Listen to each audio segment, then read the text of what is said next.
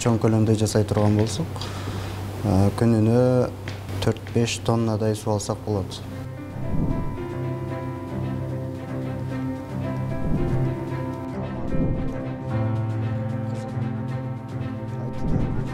Электр энергиясыны өзү алып туруп, өзүгө кайра камсыздап берип турат. Эч кандай электр энергия керектелбейт. Анан ичинде батарейкалар орнотулган. Күндөн энергия алып туруп, ошол батарейкага топтоп, бул күнү-түнү да иштөөгө жардам берет. Бизде баягы чек арада чоң көйгөйлөр ошол суу тартыштыгынан болуп жаралып атпайбы? Анан ошол дал ошол көйгөйгө каратып, абадан сууну өндүрүштүн кичинекей баягы үлгүсүн иштеп чыккан да.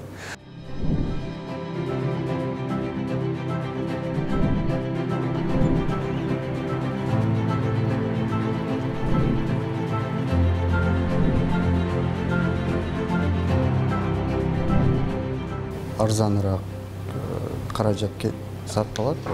Аналогтун баасы $110,000 байланыштуу.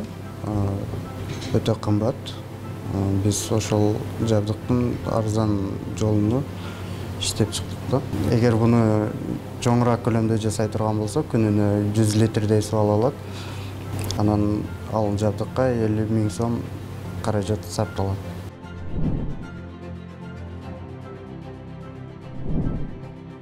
Бул жакта шаардыктар, областтыктар, райондук турлардан биринчи орундарды алып келген.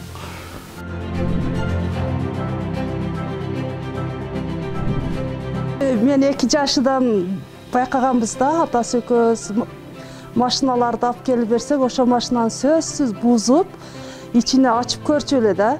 Кийин чоңойгондо 3-4 жаш болгондо уже башка нерселерди да бузуп, көрүп, онун да бир нерселерди жасап, ошо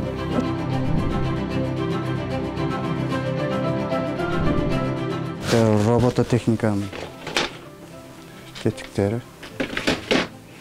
Мындай кыймылдаткычтар бар. Жакында ошолордун жардамында протез жасайм.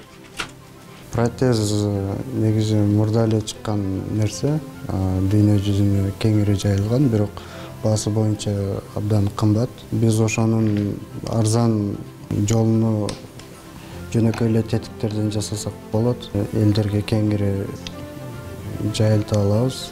Кыргызстанда жасалган продукция болот.